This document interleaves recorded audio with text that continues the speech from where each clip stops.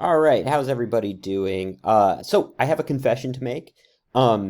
This whole semester, I have been using, for all of my demos, I have been using an older uh, edition of Adobe Lightroom Classic CC. I've been using Adobe Lightroom Classic CC 2021, last year's software.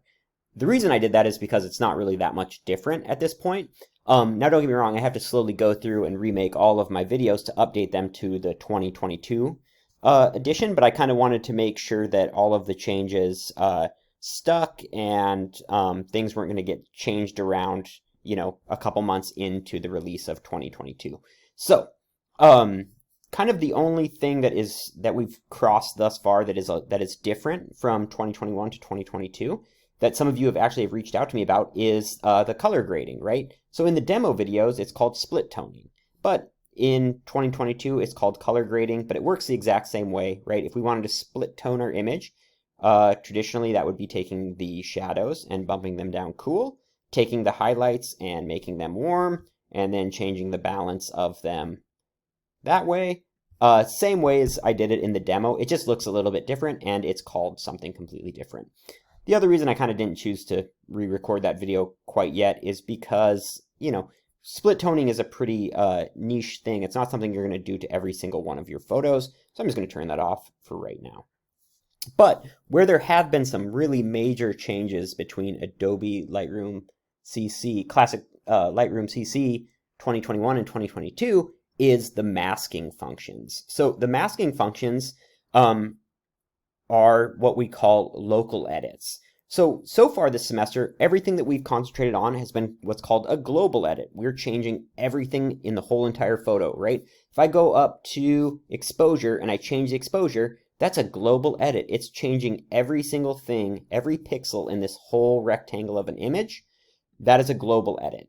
When we're talking about a local edit, what we're going to be changing is just a part of the photo, right? So let's say that I wanted to take the Colorado River and I wanted to change the exposure on just the Colorado River and nothing else in the photo. That is what's called a local edit. And like I said, there's been some huge changes in Adobe Lightroom 2022. They are kind of catching up with Photoshop. Kind of the big thing that Photoshop does that Lightroom doesn't as well at this point is the masking stuff, right? So Photoshop has been doing the masking stuff with layers for a very long time, and Lightroom is catching up to it. So let's dive into it and talk about the masking features. So if we go up to the top here, we see, first of all, I just want to point out that I've done all of my global edits. You always are going to go through your photos. The workflow is you're going to go through your photos and do all of the global edits. Those are all of the edits that we've learned thus far, right? Once you do that, then you're going to go and do your local edits. That's the workflow. Global and then local. That's the same in Photoshop or Lightroom. So you see over here, I've done all of my global edits, right? And now I'm going to go and do some local edits. So to do that, I'm going to float over right here. This is the masking tool right here. It's just a circle with some dots around it. And when I click that, I have all of these options. Add new mask, select subject, select sky, brush, linear gradient, radial gradient, color range, luminance range, and then depth range. We're going to talk about all of these this whole week. So some of them are going to be more useful than others, and some are going to be really useful in certain situations, but maybe not other situations. But where I want to start is I want to start with the brush tool. We see over here that the keyboard shortcut for the brush is K. So you could just hit K and it would start a mask with the brush tool. The reason I start with the brush tool is I think it's probably the most useful. It's the most adaptable tool that you're going to use. So if I click the brush tool, we see up here, we have this mask drop down right here that says new mask, right?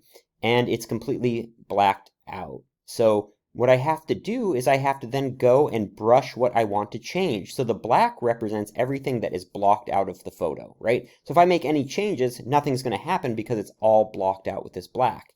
So I'm going to grab my brush. I have a brush menu over here. It's just like with the clone stamp and the spot heal brush. I can use the bracket key, right bracket to make it bigger, left bracket to make it smaller. And I can use, let me see if I remember this. Yep. I can change, no wait, maybe I can't change that. Trying to remember the keyboard shortcuts for changing feather. Changing feather is just shift brackets, right? So the more feathered, the softer edge it's going to be. The less feathered, the harder edge it's going to be. I usually like to use a feather somewhere in the middle, something like that. And that's the distance between that inner circle of the brush and the outer circle of the brush. So let me get this to a place where we can see it really well. It's kind of hard to see it anywhere really well. But you see as I change the feather larger, the gap between the center circle and the outer circle gets bigger or smaller depending on the feather of the brush. So I'm going to go somewhere in the middle, somewhere like that. And I'm actually going to make my brush a little bit smaller than the Colorado River here. And I am just going to paint over the top. We see that it's turning red.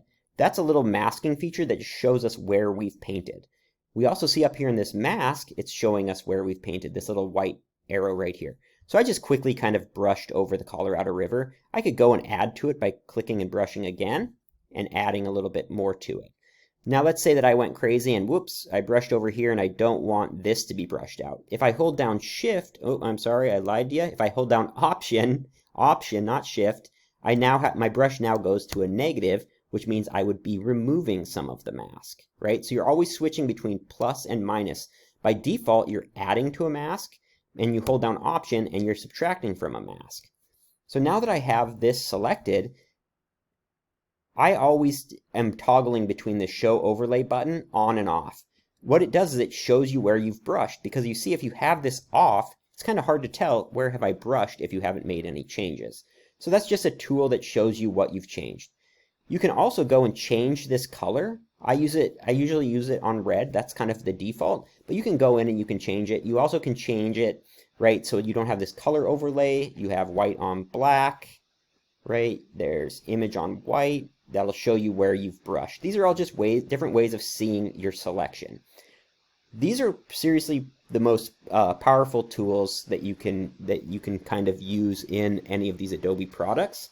And so they are really useful, and they are really important to get proficient at if you plan on continuing on with your photo education. So I'm just going to use this black and white one and kind of just go through and clean up my edge there. That looks pretty good to me. By default, I always kind of just like the color overlay one, so I'm just going to go back to that one. But whenever I make my changes, right, so now I've selected that, now I want to change the exposure, let's say, of the Colorado River. I'm going to unclick the Show Overlay button or use the keyboard shortcut of O, which just turns that off, but it's still, the selection is still selected. If I float over the mask, you see that it turns red again, right? And now I am going to go and I am going to go through these edits on just that part of the photo. So I can go and I can change the white balance of just that part of the photo. So let me go and make it cooler. I could bump up the exposure brighter. I could make it darker, right? I could do the contrast, the highlights, the shadows, the whites, you get the point. The blacks, I could do the clarity. All of these I could do separately, right? So I'm actually going to go and kind of bring it to where how I would edit it. That looks pretty unrealistic to me, which isn't necessarily a bad thing. But let's say, I'd be a little bit more subtle with it. You can also change the saturation, right? I could make just the river black and white. We'll talk about that in a little bit. Or we could make it really saturated. And you could change sharpness, noise, moire, or defringe. I think that's pretty useful right there. So there we go. We have a mask right there. Let's say that we want to add another brush, right? So there's something else we want to change. Let's say that we want to change the exposure of these foreground cliffs. Let's make them a little bit darker. So I'm going to go to this plus create new mask, and I'm going to do the same thing with a brush. So now I'm not doing the river mask. I now have a new mask. So I am going to grab my brush tool. I'm going to make it a little bit bigger. And I am going to brush this kind of foreground cliffs. Notice they're not connected, so I could just click and paint over. I'm even going to get some of this foreground to kind of create a little vignette down here. Something like that. That looks good to me. I might soften this in here, so it's not as hard edge of mask, no mask. So I'm going to hold down Option, and I am going to make my minus brush a little bigger by holding down Option and then hitting the plus and minus. Or I'm sorry, the bracket keys. So there's that mask right there. I think I missed a spot right there. Looks pretty good to me. Let's go and turn off the overlay with the O key, or clicking that button. And we could change the exposure of those foreground cliffs like that. This is kind of a good way of creating a little bit of depth in a photo, right? Darkening up the foreground or even the background and lightening up the opposite, right? So let's do this one more time. So there's another mask for us. Notice that when we have these masks, we can float over these little icons and it'll show you where your masks are.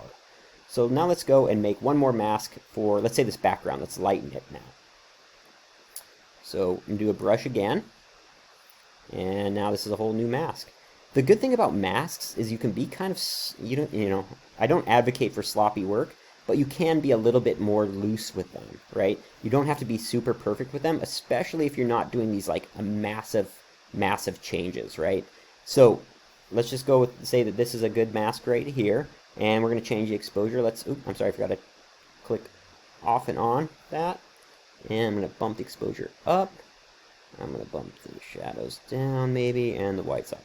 Now, I don't necessarily think this is how I'd really edit this photo. I'm going to hide this menu really quick. I don't necessarily think that's how I would really edit this photo, but I just wanted to demonstrate that you can use multiple masks, right, on one photo. And we made all of these with the brush tool. So the brush tool is kind of the easiest of the tools to use and the most adaptable. I mean, it's the one that I kind of go to by default. So now that we have masks, you notice that I collapse this menu and it just still shows the icon of the masks right there. We can also go up here and we can hit the 3-bar menu. We could invert the mask, which we're going to talk about in a second, which essentially is going to then block out everything white and make white everything that's blocked out. Okay? We could duplicate and invert. We're going to talk about that in a previous demo. Or we could delete all masks or delete mask 3. So if you need to delete a mask or hide a mask, to hide a mask, you can just hit the eyeball button right there and it just hides it, right? So let's go through and like just hide our masks here. And they get blacked out like that. So now we're back to the very beginning. But if we want to see them again, you're just going to turn them back on. And if you need to delete masks, you could rename masks, right? So if you end up with 100 masks on a photo, that would be pretty excessive. But you could go through and you could name them, foreground, etc., right? And hit OK, and that'll be the name of it. Then you can keep track of them. You can always delete masks. I'm going to delete all of them because I actually don't want those. So that is the brush tool. I hope you found that useful, and we are going to continue on talking about masks.